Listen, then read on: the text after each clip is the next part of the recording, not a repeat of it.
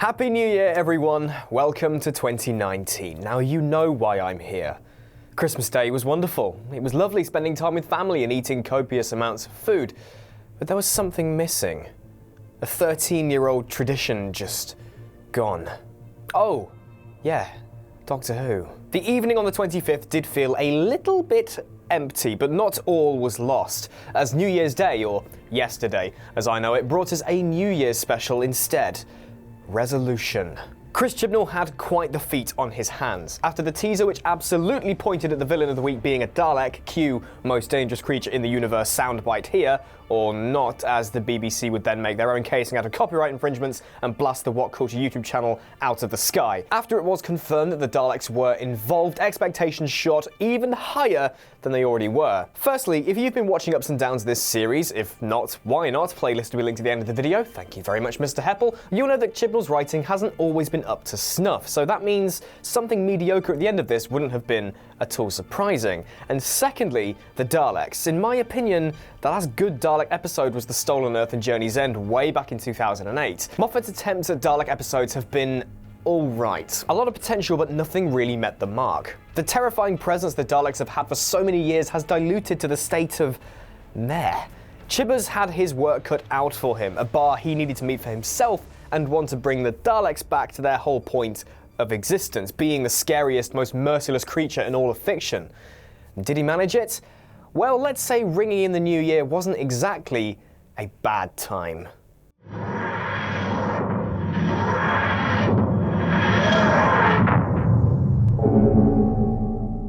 So what's up then? Well, nothing happened at Christmas for once. Wilf would have most likely still been out in his newsstand, irrelevant of the collective fear we Brits have every year since something happens on Christmas. Either it's Robot Santas or the Christmas Star or the Titanic about to pummel itself into Earth. This year it was pretty quiet. New Year's is the new Christmas. We opened to no titles at all, similar to The Woman Who Fell to Earth, which felt a little unnecessary in my opinion. Doctor Who missing its title sequence is like the show without the Doctor being present.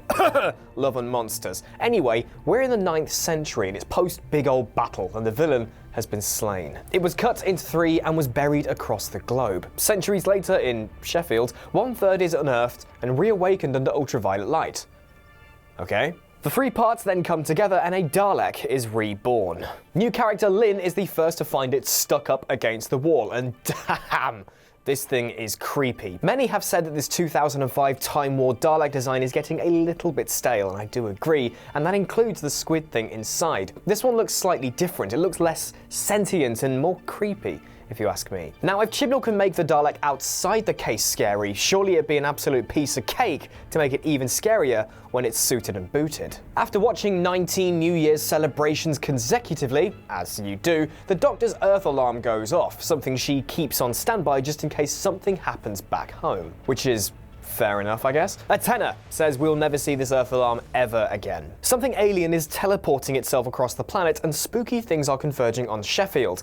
How convenient. Arriving in the sewers where Dalek Part 1 of 3 was unearthed, we formally meet Lynn and Mitch, the former of which just saw a creature on the wall, but now it's gone. After testing a sample of the goop, thankfully not just with the sonic screwdriver, the Doctor quite rightly shits herself. It's a Dalek. But as I said, it's gone. As soon as Lynn reappeared after finding it initially, I absolutely called that it's consumed her, it's controlling her, and lo and behold, she gets home and it's wrapped around her, plugged itself in and it's taking over. Ugh. Horrifying. Daleks have been a swing and a miss villain for the past few years, and in the space of the first 15 minutes of this episode, this one's looking to be a hit. Up. Our usual cast of characters are back. The Doctor joined by Graham, Ryan and Yaz. All good, all alive, good to see you, Graham, sincerely so. Off to his, I guess. Now, do I give the Doctor a down for destroying Graham's chair upon landing the TARDIS? Maybe I should just boycott the entire show for literally the slightest amount of damage done to Graham or any of his possessions. Just as the Doc and co are getting their bearings and beginning to establish how to take down a relentless killing machine, the doorbell rings. Graham gives a lovely nope and closes the door, and then Ryan proceeds to open it. It's his dad, Aaron.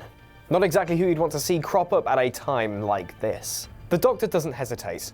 You weren't at Grace's funeral. Pow! A Dalek ray gun hasn't got shit on the punch in the dick the Doctor just delivered. Head to A&E, Ryan's dad. Your testicles are well and truly back up there. Aaron isn't here for some scummy reason, though.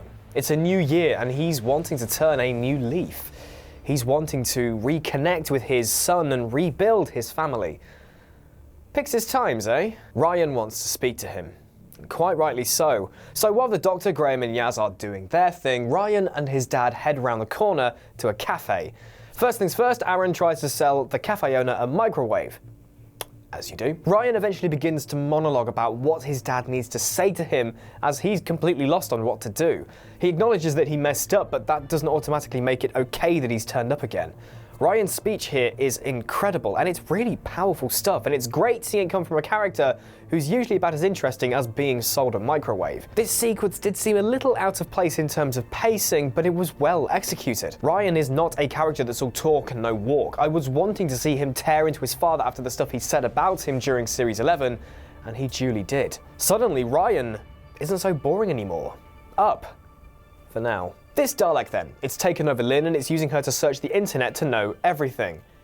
Sounds very 2005, don't you think? After this excessive Googling, it knows exactly where to go next. And a Dalek behind the wheel of an Earth car looks exactly as you would expect. Now, the duologues between Lynn and the Dalek are really quite something, as usually you don't see this much character in a Dalek. Now, I've got to give Charlotte Ritchie her dues here. She does an amazing job jumping between terrified human and devious Dalek. If her performance, along with Nick Briggs' as per usual stellar voice work, was subpar, this whole episode could have fallen flat on its arse, but these two performances quite literally bonded together, made the first 2/3 of this episode truly something to remember. So up. So this place Dalek Lynn is going to, MDZ.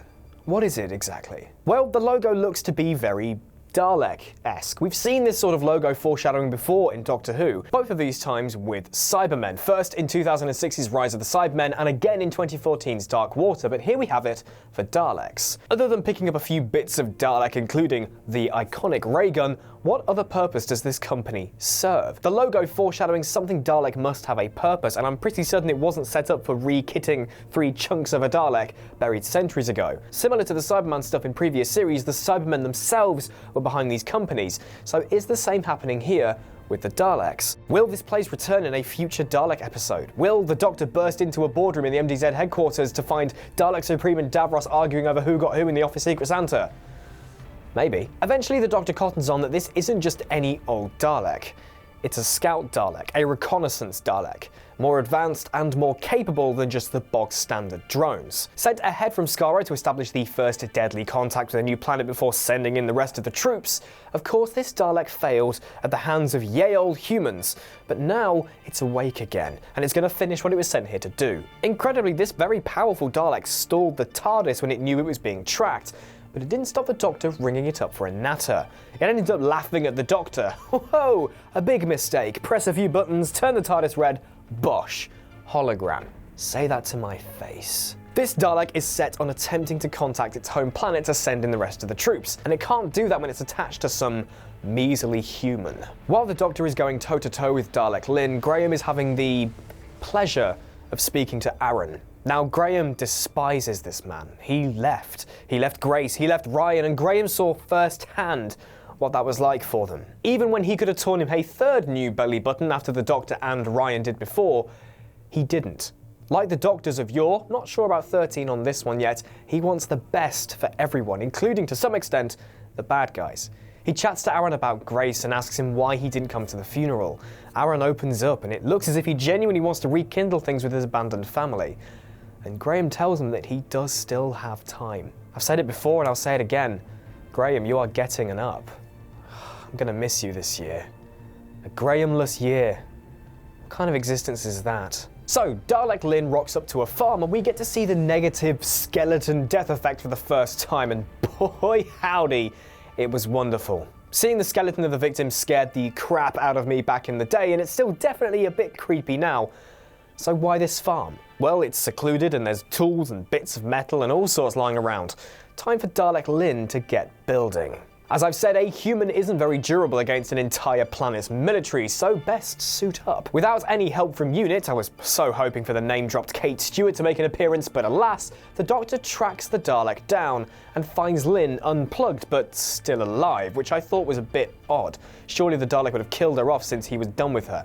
Anyway, Think Tony Stark in the cave from the first Iron Man. We finally get to see the scrap heap challenge Dalek. And my wordy, I need every single bit of merchandise the BBC are going to commission of this thing.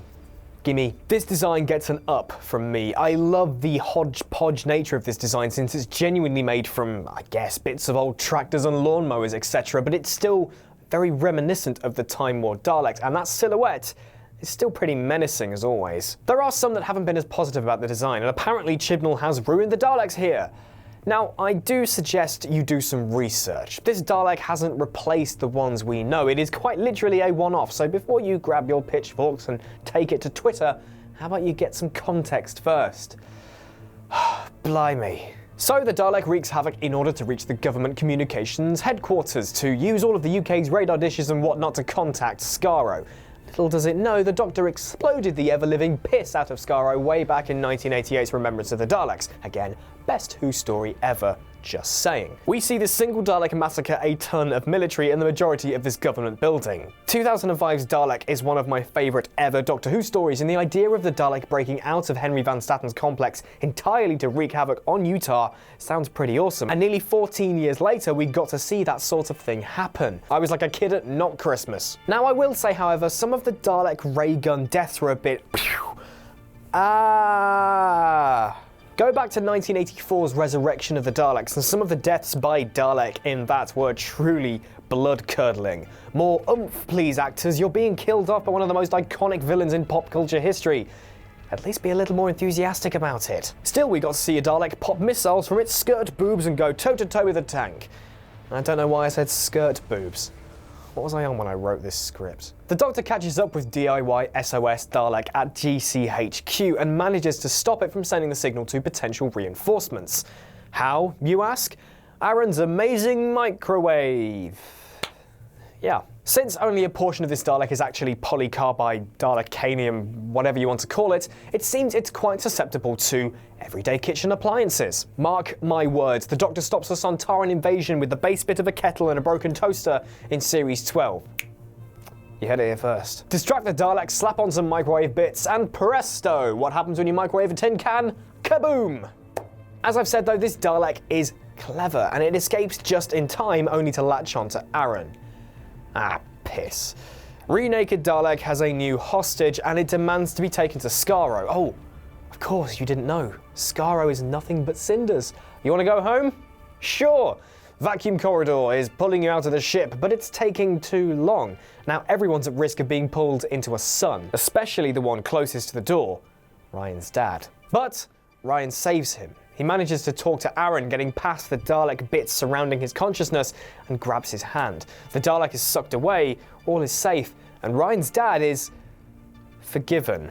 This particular scene was my one big duff note for this episode. Ryan despises his father. We know this from the stuff he's been saying over Series 11, but throw in some life-threatening situation and bosh, all is forgiven. Now I understand that blood bond, not wanting one of your own to be lost, but he could have still saved him as a metaphor for giving him a second chance at being a father, not forgiving him entirely. This concept could have worked, and the father-son arc could continue into Series 12, not with Aaron as a companion, but it could be explored in the Earthbound episodes. This particular event gets a down from me. His dad returning opened up a whole new door for Ryan's character, something he drastically needed after being nothing more than a pointer-outer in the series just gone by, but said door was closed within the hour, and it's a shame.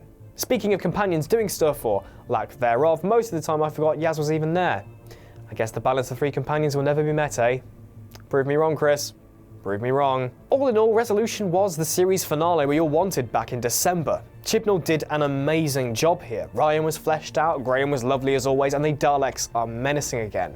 It was everything I wanted, so hats off to you. Also, the New Year aspect didn't feel wholly interchangeable, so I forgive you for breaking tradition, Chris. Now though, we wait. Early 2020s when we'll see Dr. 13 and co again.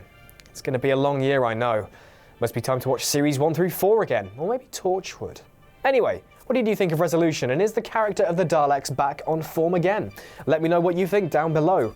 Again, thank you so much for watching Ups and Downs for Doctor Who here on What Culture. I've wanted to do this series for quite a long time, and I'm so happy you've all enjoyed it after I managed to get it off the ground. But I guess it's not coming back till next year, so I guess I'll see you then. I say that, I'm not actually going anywhere. In case you don't know, you'll find me 99% of the time over on the What Culture Gaming channel, so why not head over there and subscribe if you're not already. Doctor Who isn't completely dormant here on What Culture though. I'm sure I can get some lists through. Let me know either in the comments below or at me on Twitter at PickupChangeToe for what sort of Doctor Who content you'd like to see while we lie in wait for 2020. Once again, thank you all for watching me ramble on about a show I love. Until I see you again, I've been Rich.